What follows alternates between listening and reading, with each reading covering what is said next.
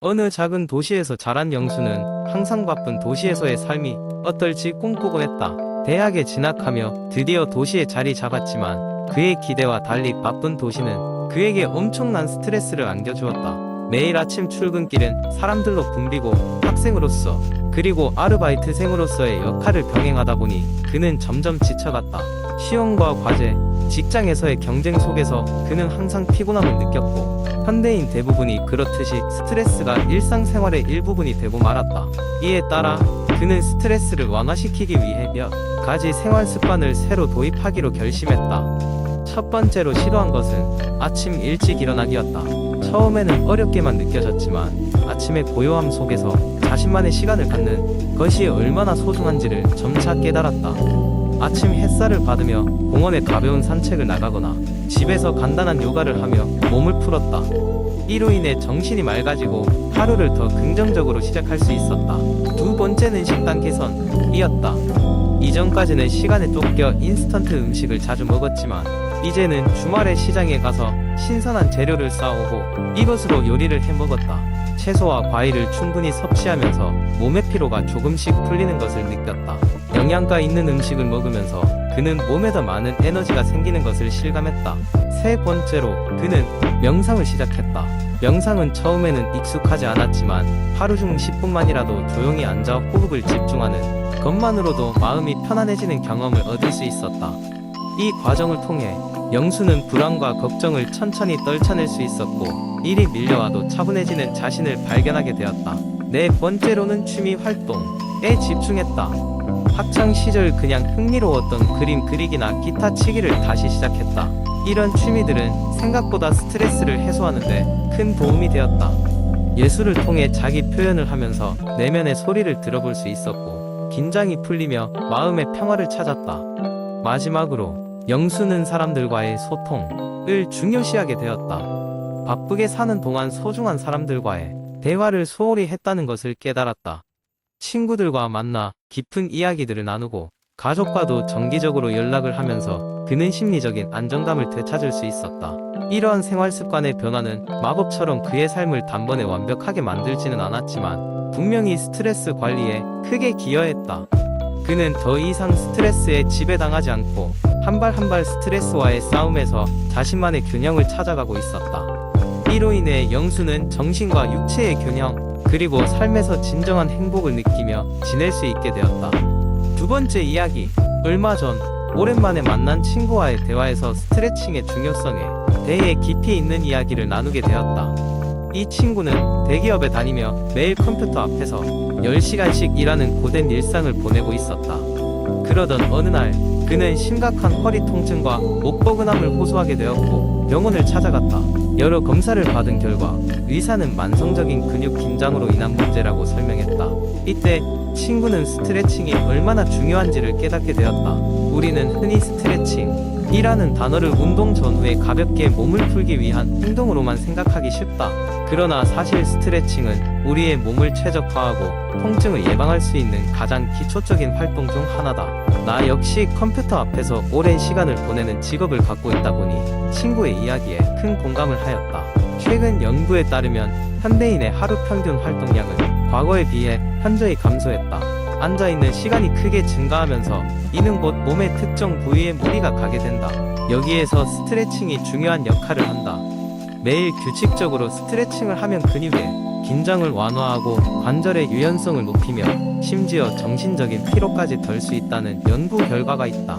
친구는 병원 방문 이후로 자신만의 스트레칭 루틴을 만들어 실천하기 시작했다. 아침에 일어나자마자 하는 가벼운 전신 스트레칭으로 하루를 시작하고 점심시간에는 10분간 목과 어깨를 집중적으로 풀어주는 동작을 추가했다. 퇴근 후 집에 돌아와서는 허리와 다리 근육을 중심으로 스트레칭을 하며 하루를 마무리하는 시기였다. 처음에는 스트레칭이 귀찮고 잘 맞지 않았지만 일주일 정도 지나자 그는 달라진 자신의 몸을 느낄 수 있었다. 허리 통증이 눈에 띄게 줄어들었고 자주 느끼던 두통도 서서히 사라졌다. 또 이는 단순히 몸의 변화로만 끝난 것이 아니었다. 스트레칭을 하는 동안 그는 마음까지 차분해지는 것을 느꼈고 일의 스트레스도 조금이나마 해소할 수 있었다고 한다. 여기까지 이야기를 듣고 나니 나 역시 스트레칭을 본격적으로 시작해야겠다는 생각이 들었다.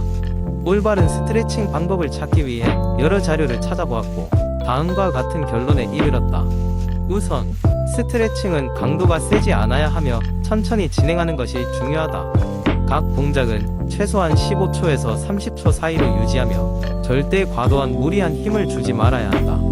또한 몸의 각 부위를 고르게 스트레칭하는 것이 필요하다. 가장 흔히 잘 풀어주지 않는 근육들, 즉 평상시 사용 빈도가 낮은 부위일수록 더 유의해서 스트레칭해야 한다. 이것은 단지 신체적인 면의 변화만을 가져오는 것이 아니다.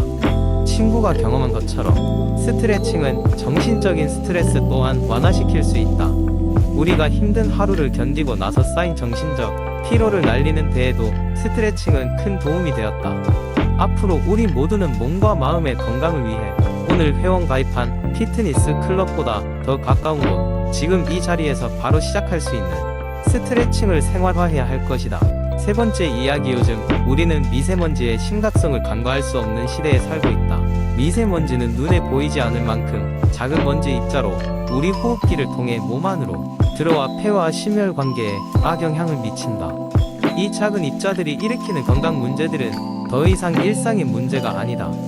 그렇다면 우리는 어떻게 이 상황에서 건강을 지킬 수 있을까? 먼저 가장 기본적인 방법은 미세먼지 예보를 확인하는 것이다. 스마트폰 애플리케이션이나 날씨 정보를 통해 미세먼지 농도가 높은 날에는 외출을 자제하는 것이 좋다. 특히 어린이, 노약자, 호흡기 질환이 있는 사람들은 더욱 조심해야 한다.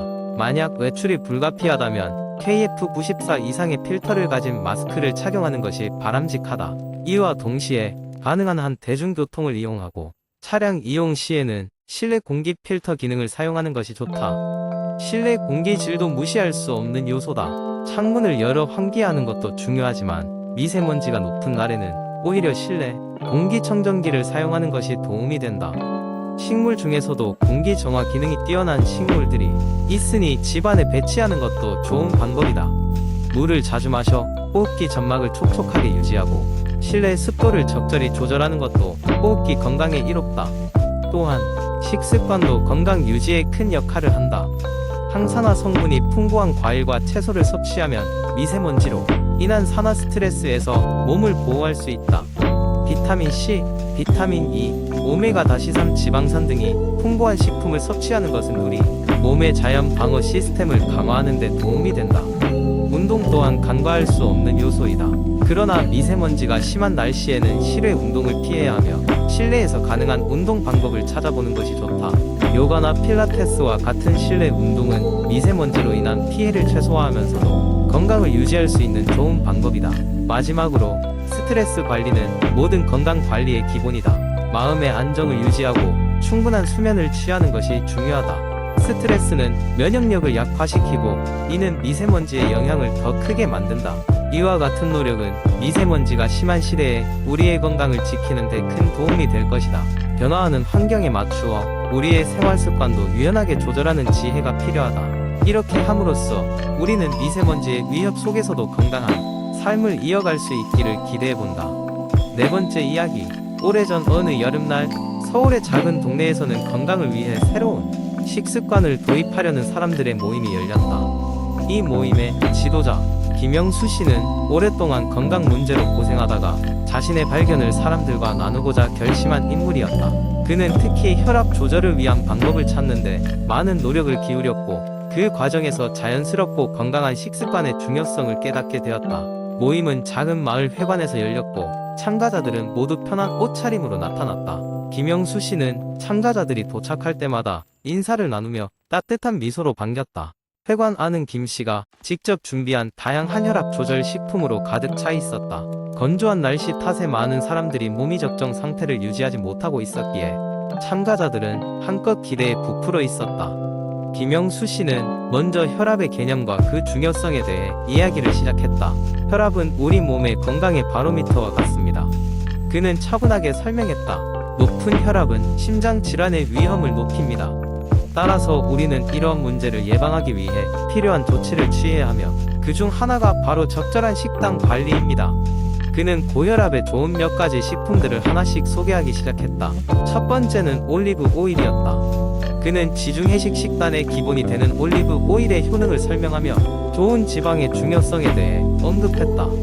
올리브 오일은 단일 불포화 지방산으로 혈압을 조절하는 데 매우 유용합니다. 이왕이면 신선한 것을 사용하십시오. 이어 그는 마늘의 효능에 대해 설명했다. 마늘은 오래전부터 동서양을 막론하고 약용으로 사용되어 온 식품이다. 마늘은 알리신이라는 성분을 포함하고 있는데 이 성분은 혈관을 확장시켜 혈압을 낮추는 데 도움을 줍니다.